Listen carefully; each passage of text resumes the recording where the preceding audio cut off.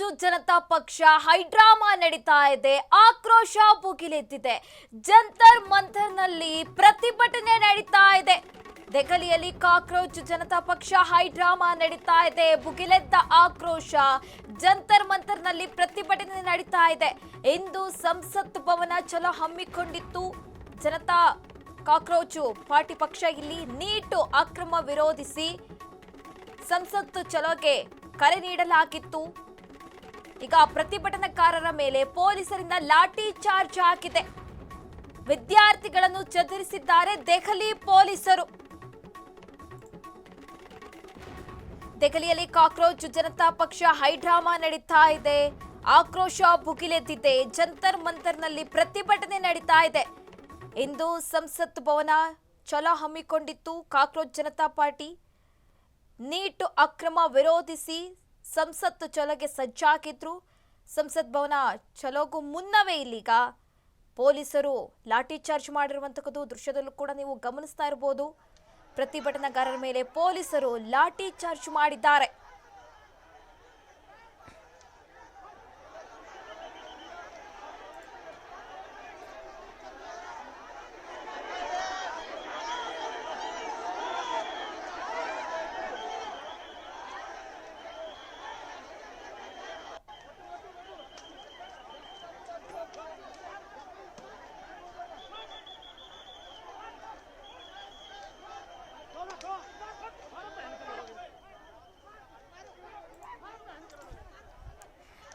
ದೆಹಲಿಯಲ್ಲಿ ಕಾಕ್ರೋಚ್ ಜನತಾ ಪಕ್ಷ ಹೈಡ್ರಾಮಾ ನಡೀತಾ ಇದೆ.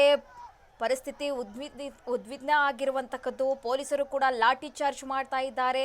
ವಿದ್ಯಾರ್ಥಿಗಳನ್ನು ಕೂಡ ಚೆದರಿದ್ದಾರೆ. ಇಲ್ಲಿ ದೆಹಲಿ ಪೊಲೀಸರು ಇಂದು ಸಂಸತ್ ಭವನ ಚಲೋ ಹಮ್ಮಿಕೊಳ್ಳಲಾಗಿತ್ತು.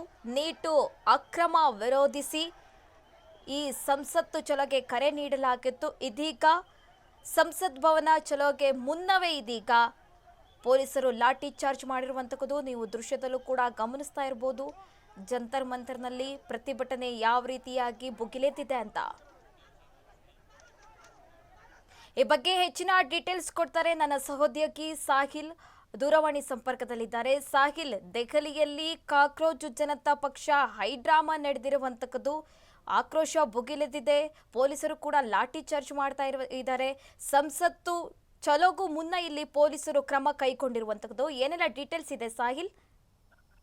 ಇದೊಂದು ನಿರೀಕ್ಷಿತವಾದಂತಹ ವಾತಾವರಣ. ಈ ಭಾರತ ಸಾಕಷ್ಟು ಚಳುವಳಿ, ಸಾಕಷ್ಟು ಕ್ರಾಂತಿಗೆ ಸಾಕ್ಷಿಯಾಗಿರ್ತಕ್ಕಂತಹ ಭೂಮಿ. ಈ ಹಿಂದೆ ಇತಿಹಾಸದ ಪುಟಗಳನ್ನ ತೆರೆದು ನೋಡಿದಾಗ ಅನೇಕ ಹಿರಿಯ ನಾಗರಿಕರು ಪ್ರೊಟೆಸ್ಟ್, ಚಳುವಳಿ, ಸತ್ಯಾಗ್ರಹ ಅಂತ ಕೂತ್ಕೊತಾ ಇದ್ರು. ಆದ್ರೆ ಯಾವಾಗ ಈ 30 ವಯಸ್ಸಿನ ಒಳಗಿನವರು, ಈ ಜೆನ್ಜಿ ಎನ್ನುವಂತಹ ಒಂದು ವರ್ಗ ಪ್ರೊಟೆಸ್ಟ್ ಮತ್ತು ಡೆಮಾಕ್ರಸಿ ಸಿಸ್ಟಮ್ ನಲ್ಲಿ ಹೋರಾಟ ಎನ್ನುವಂತಹ ಒಂದು ಕ್ರಾಂತಿಗೆ ಇಳಿಯುತ್ತೋ ಅಲ್ಲಿ ಕೆಲವೊಮ್ಮೆ ಸಹನೆಯ ಕಟ್ಟೆ ಹೊಡೆಯುವಂತಹದ್ದು, ತಾಳ್ಮೆಯ ಕಟ್ಟೆ ಹೊಡೆಯುವಂತಹದ್ದು ಸಹಜ. ಅದರರ್ಥ ಕಾನೂನು ಬಾಹಿರವಾಗಿ ನೀವು ಪ್ರತಿಭಟನೆ ಮಾಡಿ ಅಂತಲ್ಲ. ಅದು ಕಾನೂನಾತ್ಮಕವಾಗಿ ಎಲ್ಲೋ ಒಂದು ಕಡೆ ಸುಮಾರು 20 ದಿವಸಗಳಿಂದ ಉಪವಾಸ ಸತ್ಯಾಗ್ರಹದ ಹೆಸರಿನಲ್ಲಿ ಕೂತ್ಕೊಂಡಿರುವಂತಹ ಆ ವರ್ಗ ಒಂದಷ್ಟು ಬೇಡಿಕೆಗಳನ್ನ ಇಟ್ಟಿದೆ. ಆ ಬೇಡಿಕೆಗೆ ಸ್ಪಂದಿಸುವಂತಹ ಯಾವುದೇ ತರಹದ ಕ್ರಿಯೆ ಪ್ರಕ್ರಿಯೆಗಳು ನಡೆದಿಲ್ಲ.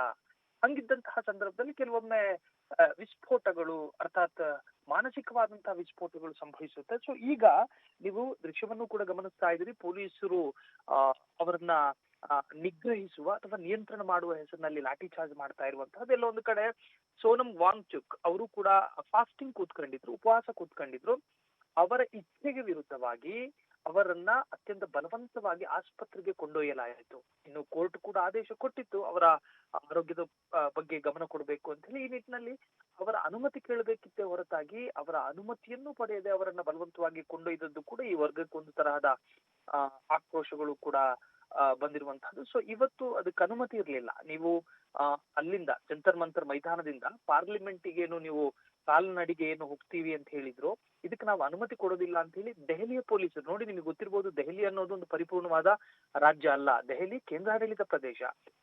ಆ ದೆಹಲಿಯ ಪೊಲೀಸ್ ವ್ಯವಸ್ಥೆಯು ಕೂಡ ನರೇಂದ್ರ ಮೋದಿ ಸರ್ಕಾರ ಅರ್ಥಾತ್ ಅಮಿತ್ ಶಾ ಅವರ ಗೃಹ ಸಚಿವಾಲಯದ ಅಂಡರಿಗೆ ಬರುತ್ತೆ. ಸೊ ಇಂತಹ ಸಂದರ್ಭದಲ್ಲಿ ದೆಹಲಿ ಪೊಲೀಸರನ್ನು ಕಂಟ್ರೋಲ್ ಮಾಡ್ತಾ ಇರೋದು ಸೆಂಟ್ರಲ್ ಗವರ್ಮೆಂಟ್. ಹಾಗಾಗಿ ಈ ಪ್ರೊಟೆಸ್ಟ್ ಅಂದ್ರೆ ಪ್ರತಿಭಟನಾಕಾರರು ಕೂಡ ಕೇಂದ್ರ ಸರ್ಕಾರದ ವಿರುದ್ಧವೇ ನಿಂತಿರೋದ್ರಿಂದಾಗಿ ಕೆಲವೊಂದು ಕಡೆ ಕೇಂದ್ರ ಸರ್ಕಾರ ಇವರನ್ನ ಕಂಟ್ರೋಲ್ ಮಾಡುವಂತ ಪ್ರಯತ್ನಕ್ಕೆ ಬಂದಿರುವಂತಹದ್ದು. ಧನ್ಯವಾದಗಳು ಸಾಹಿಲ್.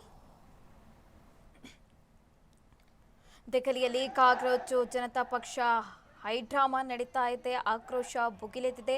ಪ್ರತಿಭಟನೆ ಮಾಡಲು ಇವತ್ತು ಅವರಿಗೆ ಅನುಮತಿ ಇದ್ದಿಲ್ಲ. ಈ ಹಿನ್ನೆಲೆ ದೆಹಲಿ ಪೊಲೀಸರು ಮುನ್ನೆಚ್ಚರಿಕೆಯಾಗಿ ಕ್ರಮ ಕೈಗೊಂಡಿರುವಂತಕ್ಕದ್ದು. ವಿದ್ಯಾರ್ಥಿಗಳಿಗೂ ಕೂಡ ಈ ಪ್ರತಿಭಟನೆಯಲ್ಲಿ ಭಾಗಿಯಾಗಲು ಕರೆ ಕೂಡ ನೀಡಲಾಗಿತ್ತು. ಇದೀಗ ಪೊಲೀಸರು ಲಾಠಿ ಚಾರ್ಜ್ ಮಾಡುವ ಮೂಲಕ ಪ್ರತಿಭಟನಾಕಾರರನ್ನು ಚದುರಿದ್ದಾರೆ. ಹಾಗೆ ಸದ್ಯ ದೆಹಲಿಯಲ್ಲಿ ಕಾಕ್ರೋಚ್ ಜನತಾ ಪಕ್ಷದ ಹೈಡ್ರಾಮಾ ನಡೆದಿರುವಂತಕ್ಕದ್ದು. ಹಾಗೆ ಆಕ್ರೋಶ ಕೂಡ ಭುಗಿಲೆದ್ದಿರುವಂತಕ್ಕದ್ದು.